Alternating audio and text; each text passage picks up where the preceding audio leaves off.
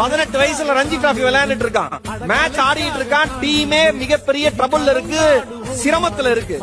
சாயங்காலம் மேட்ச் முடிஞ்சிருது, 40 ரன் அடிச்சிருக்கான். அடுத்த நாள் மேட்சுக்கு வந்து அவன் டீமை காப்பாத்தியே தீரணும், வேற வழி இல்ல, இல்லனா ஃபாலோ ஆன் ஆயிடும். என்ன பண்றதுனே தெரியல. அந்த இளைஞன் வீட்டுக்கு போயிட்டான்.